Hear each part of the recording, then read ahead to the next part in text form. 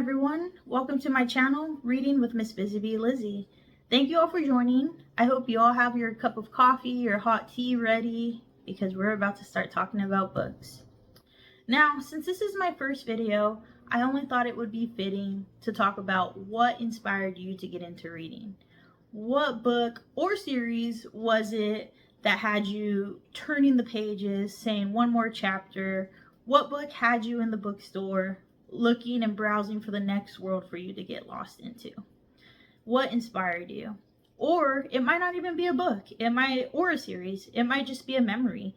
Maybe when you were little, your grandparents would take you out to the garden and they would read to you amongst all the flowers, or whatever it is that jogs that memory that got you into the joy of reading. I want to hear about it. So drop it in the comments if you like, and I'd like to talk more about it. For me, it was this series right here. Now, I'm probably going to get a little backlash for that just because, I don't know, there's a lot of Twilight haters out there. Fair enough. Everyone has the right to their own opinion and all. But really, guys, this is the book that got me inspired. This whole series. Twilight came out, first of all, when I was 15. So I was in high school. Bella, all the characters here, excuse me, they were all in high school as well. So I felt like I just related to them. I was definitely that Twilight kid that was walking around with the Twilight t-shirts. But hey, that's my story, that's my truth, and I'm not ashamed of it. But anyways, you've got Bella. She is, I believe, 17 years old in the book. She moves to Forks, Washington, which, by the way, Washington is one of my favorite states. I love rainy weather. I love gloomy weather. So I'm already hooked at this point that it takes place in Forks, Washington. Today I'm using my Puget Sound whale watch cup that I got when I went whale watching in Washington. So that's how much I love Washington. So I'm already hooked because it takes place in Washington. Next you have, again, this 17-year-old who's in high school, and I'm 15 and in high school. She's moving to this new place to live with her dad. And then bam, it clicks again. Like, I love spending time with my dad. Like, I am a daddy's girl. So already cool, you know? Two things: Forks, Washington. She's gonna live with her dad. And then it turns out that she's very awkward. Bella's a homebody. She likes to be at home. She doesn't mind hanging out with Charlie at the house. Charlie thinks she's a little weird. Like, why don't you go out with your friends, or have you made friends?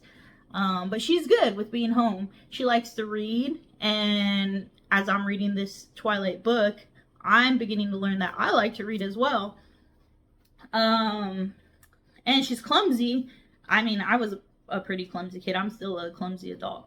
So yeah, so, you know, I'm relating with all these factors, with all these points that Bella has, I'm starting to relate to. So I'm hooked, you know. And then we bring on the mythical creatures. You know, we've got vampires, you've got werewolves.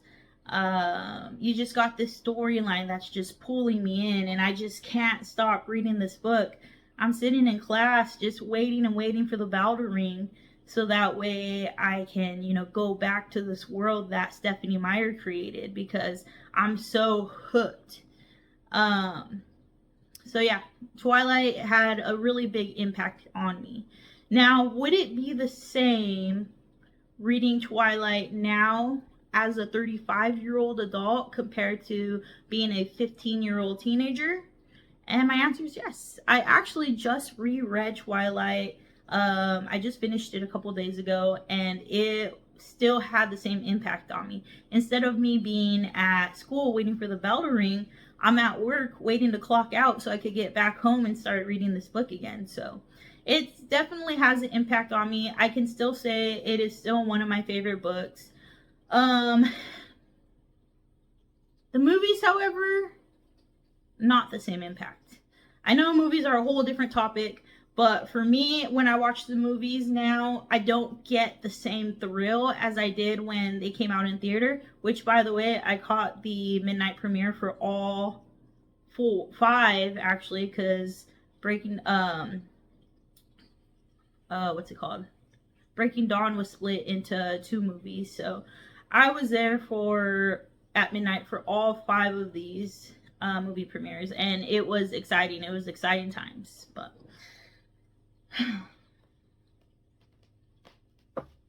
I don't feel the same way about the movies now as I did when I was a kid.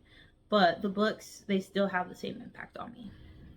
Okay, so now that I'm hooked on this book, because of the related part, then you start getting the mythical creatures. You start learning about these unlikely romances.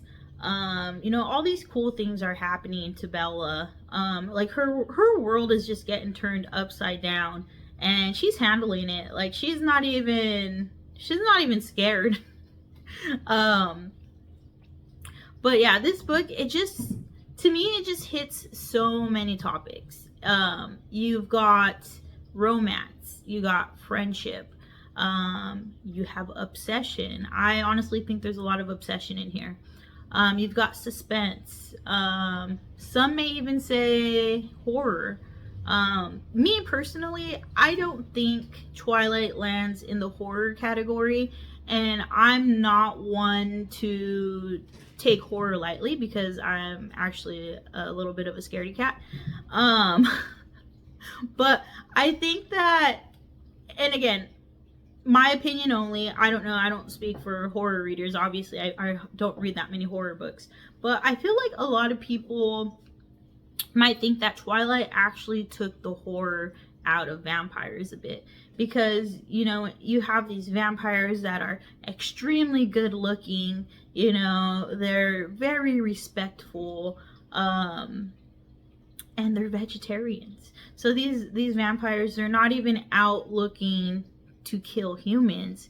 They're on some type of vampire diet, and they're vegetarians, which takes a lot of the fear out of vampires at this point, because, sorry, my cats are running around, because there's nothing to be afraid of. If anything, instead of being afraid of vampires, you want to date a vampire.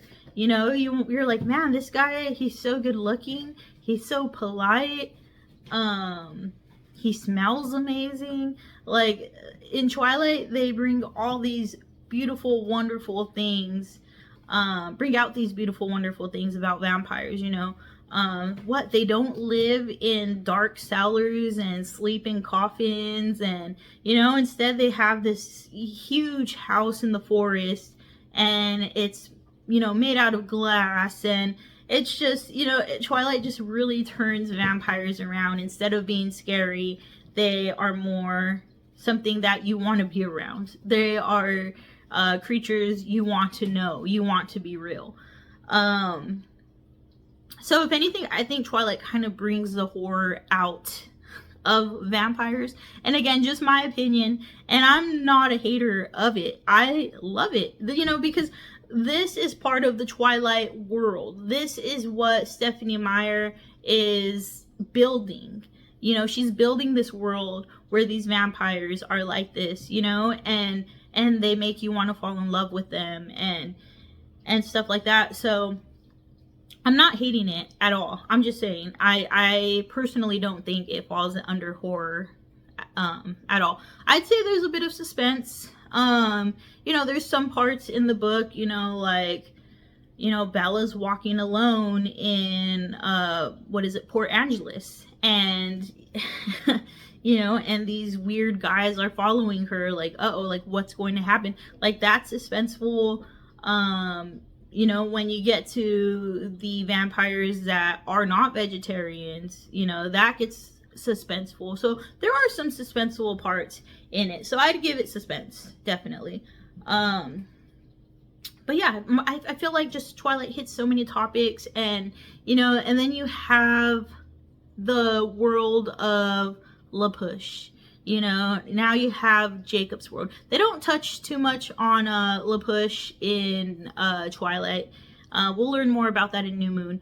But in Twilight, like, they kind of, you know, Jacob starts telling Bella about the story of the Cold Ones, and, you know, and about his ancestors, and, you know, you start getting introduced to this mythical side of the book, because this is when Bella's starting to piece together things about Edward and why he acts the way he does when he's around Bella. He's very weird around her. Strange things happen when he's around. And, you know, now with Jacob's help, by telling her these certain things, she starts piecing things together. But anyways, I just want to say that Twilight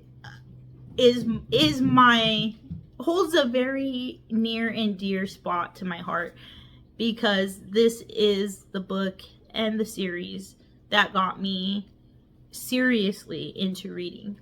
You know, after this, I was like, what am I going to read next? What is out there for me that's going to relate to this Twilight series, because it did something to me. And I, for a moment, as much as I loved reading it, I thought maybe this finished my love of reading, because I'm never gonna find anything as great as the Twilight series. But I was wrong. I was wrong. There are other books out there. There are other book series out there.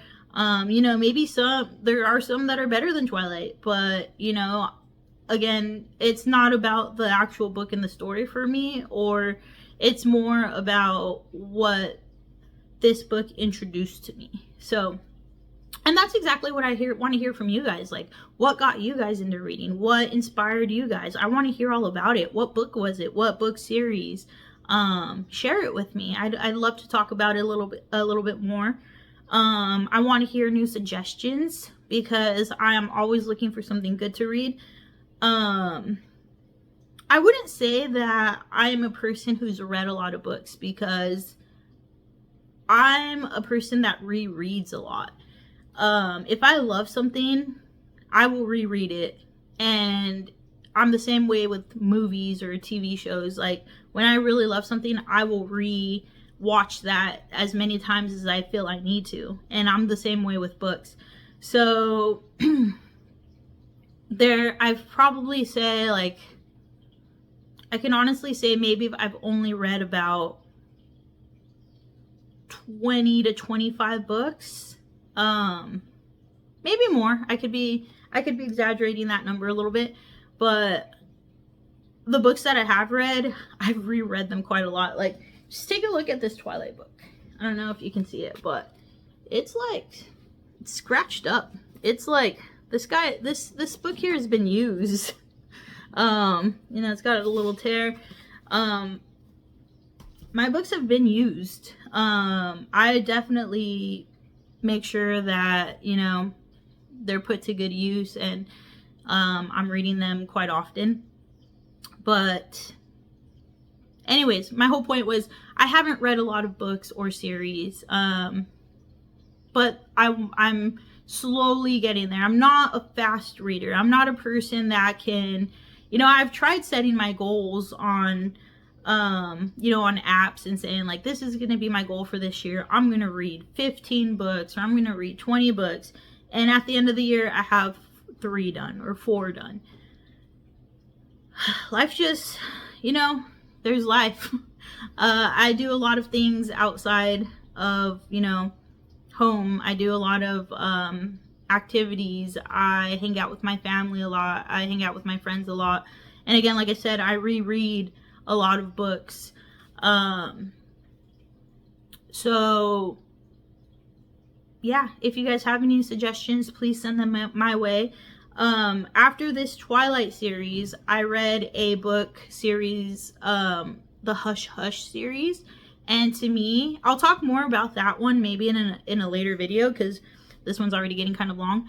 But I feel like the Hush Hush series was very similar to the Twilight series. Maybe, I don't know. I was pretty hooked on that one too.